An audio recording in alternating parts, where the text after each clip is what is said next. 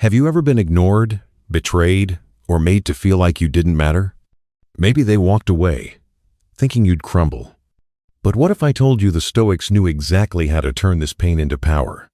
Today, you'll discover the ancient Stoic path that makes them regret ever losing you. He gave everything: his loyalty, his time, his heart.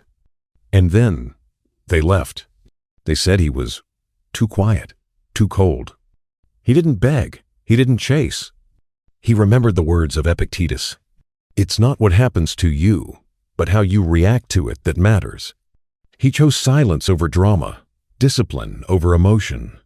And that silence, it was deafening. Instead of revenge, he turned inward.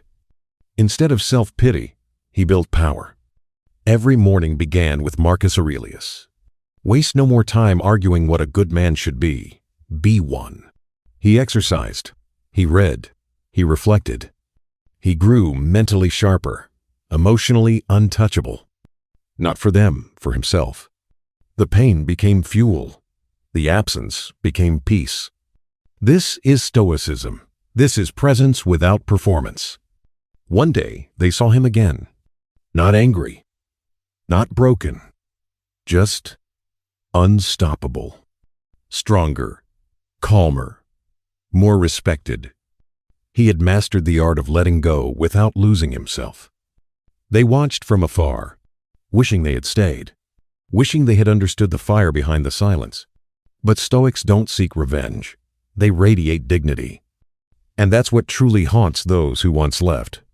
Seneca once wrote, "The best revenge is to be unlike him who performed the injury." You don't need loud victories, just quiet, consistent growth. You don't need to show them. Your peace is loud enough. You become the one they regret losing, not by acting out, but by becoming everything they never expected you to become without them.